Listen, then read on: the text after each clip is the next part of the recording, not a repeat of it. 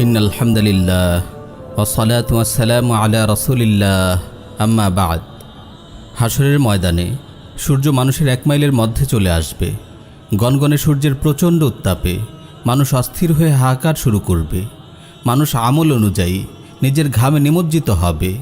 এমন উত্তপ্ত আগুন জ্বলা রোদে মানুষ একটুখানি ছায়ার জন্য আর্তনাদ করবে। কিন্তু সেদিন রহমানের ছায়া ছাড়া, আল্লাহর আরশের ছায়া ছাড়া আর কোনো ছায়া থাকবে না। প্রিয় ভাই ও বোন, আপনি কি জানেন এমন জ্বলন্ত দিনে আরশের ছায়ায় কারা স্থান পাবে? আপনি কি চান হাশরের কঠিন ময়দানে রহমানের ছায়ায় জায়গা পেতে? তবে কারা কারা থাকবে রহমানের ছায়ার নিচে? রাসূল সাল্লাল্লাহু আলাইহি ওয়াসাল্লাম ইরশাদ করেন, সাবআতুন ইউযিল্লুহুমুল্লাহু ফি যিল্লিহি ইয়াওমা লা যিল্লা ইল্লা যিল্লুহু, আল ইমামুল আদিল ওয়া শাবুন নাশাআ ফি ইবাদাতি রাব্বিহি ورجل قلبه معلق في المساجد ورجلان تحابا في الله اجتمعا عليه وتفرقا عليه ورجل طلبته امرأة ذات منصب وجمال فقال إني أخاف الله ورجل تصدق أخفى حتى لا تعلم شماله ما تنفق يمينه ورجل ذكر الله خاليا ففاضت عيناه।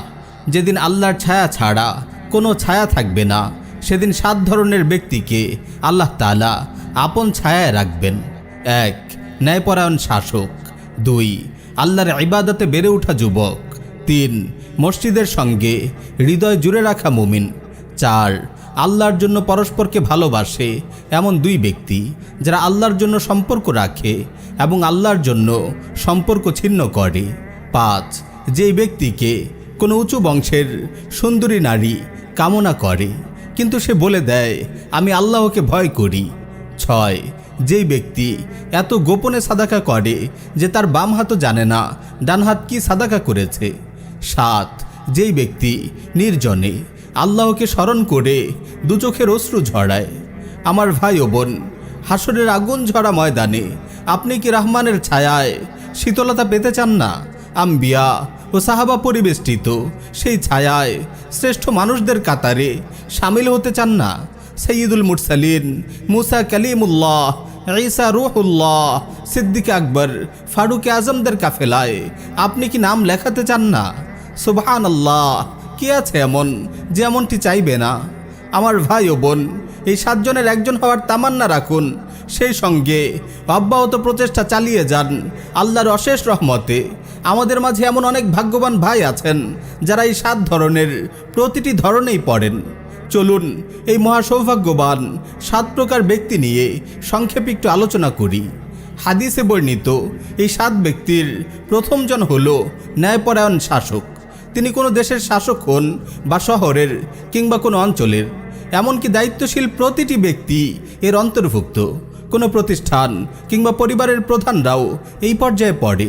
মসজিদ মাদ্রাসার পরিচালক, স্কুলের প্রধান শিক্ষক, পরিবারের কর্তা, বাবা মা, বড় ভাই, যে দায়িত্বশীল ব্যক্তি তার অধীনস্থদের সঙ্গে ইনসাফ করেন, বিচারে কারো প্রতি পক্ষপাত না দেখান, সবার হক যথাযথভাবে আদায় করেন, তিনি এই 7 জনের সৌভাগ্যবান একজন। দ্বিতীয়জন হল ইবাদতের মাঝে বেড়ে ওঠা যুবক।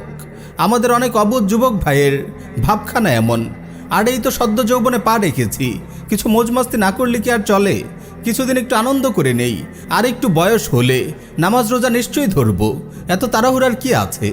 আমার ভাই, আল্লাহি এই কথাগুলো শয়তানের, কোনো মুমিনের নয়। আপনার মনেও যদি এই ধরনের চিন্তা থাকে, আল্লাহর ওয়াস্তে এই মুহূর্তে ঝেঁটিয়ে বিদায় করুন। যৌবনী আখিরাতের পাথেয় সংগ্রহের বসন্তকাল, এমন ভর বসন্তে আপনি গুনার নাফরমানির পশরা সাজাবেন আর বৃদ্ধ বয়সে এসে আল্লাহর ইবাদত করবেন? আস্তাগফিরুল্লাহ।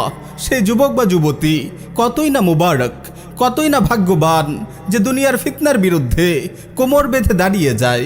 জীবনের সবচেয়ে সুন্দর ও কর্মময় সময়গুলো আল্লাহর সান্নিধ্যে কাটায়। আমার ভাই ও বোন, আপনিও কি তাদের একজন হতে পারেন না? সৌভাগ্যের এই রাজমুকুট কি আপনিও পেতে পারেন না? রহমানের ছায়ায় স্থান পাওয়া তৃতীয়জন হল মসজিদের সঙ্গে হৃদয় জুড়ে রাখা মুমিন। কত মুমিন এমন আছে যারা 1 ওয়াক্ত সালাত আদায় করে পরের ওয়াক্তের জন্য অপেক্ষায় থাকে, জোহরের সালাত আদায় করে মসজিদ থেকে বের হয়ে অধীর আগ্রহে প্রতীক্ষা করে মিনার থেকে কখন ভেসে আসবে আসরের আজান। বারবার সুযোগ ও উপলক্ষ খোঁজে মসজিদে কিছু সময় কাটাবে বলে। আপনিও কি হতে পারেন না তাদের একজন? সুবহানাল্লাহ। একবার আপনিও আপনার হৃদয়টিকে মসজিদের সঙ্গে জুড়ে দিন না। আল্লাহি, এক অপার্থিব মিষ্টতা আপনার পুরো জীবনকে মধুর করে তুলবে। আমার এই কথাটি একবার সিরিয়াসলি নেন না ভাই, ফল আপনি হাতে হাতে পাবেন, আর আখিরাতের সৌভাগ্যের রাজমুকুট আপনার মাথায় শোভা পাবে। চতুর্থ জন হলো আল্লাহর জন্য পরস্পরকে ভালোবাসে এমন দুই ব্যক্তি। দুনিয়ার কোনো স্বার্থে নয়, কেবল আল্লাহর সন্তুষ্টির জন্য দুই ব্যক্তির ভালোবাসা অনেক বড় ফজিলতপূর্ণ সম্পর্ক।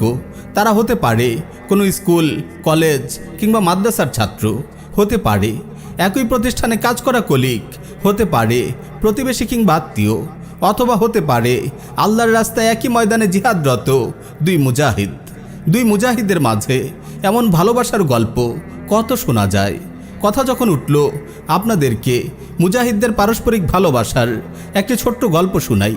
শেখ আতিয়াতুল্লাহ লিবি ও শেখ আবু ইয়াহিয়া লিবি রাহিমাহুল্লাহর পারস্পরিক ভালোবাসা ছিল প্রবাদ তুল্য। আল্লাহ তাদের উভয়ের শাহাদাতকে কবুল করুন। শেখ আবু ইয়াহিয়া লিবি রাহিমাহুল্লাহ তার আফকারুন মুতানাসিরাহ নামক পুস্তিকায় লিখেন, একবার শেখ আতিয়াতুল্লাহ রাহিমাহুল্লাহ দাইকুন অঞ্চলে অবস্থান করছিলেন। তার কাছে খবর পৌঁছল আমি হয় শহীদ হয়ে গেছি অথবা আহত হয়েছি। এই খবর পেয়ে তিনি মারাত্মক রকম অস্থির, পেরেশান ও শোকাতুর হয়ে পড়েন, যেমনটি তার শাহাদাতে আমি হয়েছিলাম। এই অবস্থায় 2 দিন কেটে যায়। তার অস্থিরতার খবর পেয়ে আমি দ্রুত শহীদগণের নাম লিখে তার কাছে চিঠি লিখি। চিঠি পেয়েই তিনি আমাকে উত্তর পাঠান। তিনি লিখেন, আমি বুঝতে পারছি না আপনাকে জীবিত পেয়ে আমি খুশি হব নাকি শহীদদের সংখ্যা দেখে ব্যথিত হব। আমাদের পরস্পরের ভালোবাসার বন্ধন ছিল এমনই, আমরা উভয় ভয়ে ভয়ে থাকতাম কে কার আগে আল্লাহর কাছে চলে যায়। কিন্তু তিনি আমার আগে চলে গেলেন, অগ্রগামীদের অন্তর্ভুক্ত হলেন, আর আমি পিছিয়ে পড়লাম। কারণ তিনি হিজরত, দিন, সচ্চরিত্র, ইলম সব দিক দিয়েই আমার চেয়ে অগ্রগামী ছিলেন। আল্লাহু আকবার। যখনই আমি মহান শহীদ শাইখদের এই ভালোবাসা দেখি, আবেগে চোখের পানি ধরে রাখতে পারি না। আল্লাহ রাব্বুল আলামিন আমাদের হৃদয়েও এমন পবিত্র ভালোবাসা দিন। আল্লাহর জন্য ভালোবাসার ফজিলত মর্যাদা এত বেশি যে দুনিয়াতে যারা আল্লাহর জন্য পরস্পরকে ভালোবাসত, হাসরের ময়দানে আল্লাহ তাআলা তাদেরকে আলাদাভাবে সম্বোধন করে বলবেন, আইনাল মুতাহাব্বুনা বিজালালি আল ইয়াউমা উযিল্লুহুম ফি যিল্লি ইয়াউমা লা যিল্লা ইল্লা যিল্লি। আমার বরত্ব ও মহত্বের জন্য যারা পরস্পরকে ভালোবাসত তারা আজ কোথায়? আজকের এই দিনে, যেদিন আমার ছায়া ব্যতীত আর কোনো ছায়া নেই, আমি আমার আরশের ছায়া তলে তাদের স্থান দেব। পঞ্চম জন হলো উঁচু বংশের সুন্দরী নারীর আহ্বান প্রত্যাখ্যানকারী মুত্তাকি। কোনো নারী যখন কোনো পুরুষকে অশ্লীলতার দিকে আহ্বান করে, তা প্রত্যাখ্যান করা বড়ই কঠিন। আল্লাহর ভয় মনে না থাকলে যে কোনো পুরুষই ফাঁদে পড়ে যাবে। বিশেষ করে উঁচু বংশের কোনো সুন্দরী নারী যদি কোনো যুবককে অনৈতিক সম্পর্কের প্রস্তাব দেয়, তাহলে তো রীতিমতো অগ্নি পরীক্ষা। একমাত্র তাকওয়াবানরাই পারে এই মহাপরীক্ষা উত্তীর্ণ হতে। আপনি হয়তো কখনো এই পরিস্থিতির মুখোমুখি হননি, কিন্তু ভবিষ্যতে হবেন না, এই নিশ্চয়তা কিভাবে দেয়া যায়? তাই আমার ভাই, সব সময় নজরের হেফাজত করুন, নিজেকে তাকওয়ার বর্মে আচ্ছাদিত করুন, আল্লাহর ভয়ের চাষ করুন অন্তরে। ফিতনার এই যুগে কখন পা ফসকে আপনি অশ্লীলতার সাগরে হারিয়ে যান বলা যায় না। তাই সাবধান, খুবই সাবধান। রহমানের ছায়ায় স্থান পাওয়া ষষ্ঠ জন হলো গোপনে সাদাকাকারী। যারা এত বেশি গোপনে সাদাকা করেন যে তার বাম হাতও জানে না ডান হাত কি সাদাকা করেছে। অর্থাৎ অত্যন্ত বিনয় ও নম্রতার সাথে দান করেন। দান করার পর আবার খোটা দেয় না, নিজের দানকে ফলাও করে প্রচার করার মানসিকতা রাখে না। ভেবে দেখুন তো, আপনি কখনো কি গোপনে সাদাকা করেছেন যা আপনি আর আপনার রব ছাড়া কেউ জানে না? রহমানের ছায়ায় স্থান পাওয়া সপ্তম জন হলো নির্জনে আল্লাহকে স্মরণ করে অশ্রু বিসর্জনকারী বান্দা। আমার ভাই ও বোন, কখনো আল্লাহর অগণিত নিয়ামতের কথা স্মরণ করে আপনার মন কি শকর ও কৃতজ্ঞতায় কানায় কানায় ভরে ওঠেনি? কখনো কি অতীতের গুনাহ ও নাফরমানি আপনার হৃদয়ে অনুশোচনার আগুন জ্বালায়নি? কখনো কি রাব্বুল আলামিনের প্রতি এক অন্তহীন ভালোবাসায় অন্তর আকুল হয়ে ওঠেনি? দু চোখ বেয়ে গড়িয়ে পড়েনি ফোঁটা ফোঁটা তপ্ত অশ্রু? এই সৌভাগ্য যদি আপনার হয়ে থাকে তাহলে আপনিও সেই সৌভাগ্যবানদের একজন, যারা হাসরের কঠিন ময়দানে রহমানের ছায়ায় স্থান পাবে। এই 7 জন ছাড়াও আরও কতিপয় সৌভাগ্যবানের নাম হাদিসে এসেছে, যারা রহমানের ছায়ার নিচে স্থান পাবে। সাহিহুল মুসলিমে এসেছে, মান আনজারা মুআসিরান আও ওয়াদা আনহু আযাল্লাহুল্লাহু ফি যিল্লিহ। যে ব্যক্তি ঋণগ্রস্তের ঋণ আদায়ের সময়সীমা বাড়িয়ে দিল কিংবা ঋণ ক্ষমা করে দিল, আল্লাহ তাআলা তাকে নিজের ছায়ায় স্থান দেবেন। এছাড়াও মুসলিম ভাইয়ের বিপদে সাহায্যকারী, তার প্রয়োজন পূরণকারী, রাগ হজমকারী, মুয়াজ্জিন, ইসলামের উপর বৃদ্ধ হওয়া ব্যক্তি, ভালোভাবে ওযু সম্পাদনকারীর জন্য হাদিসে হাসর সহজ হওয়ার কথা এসেছে।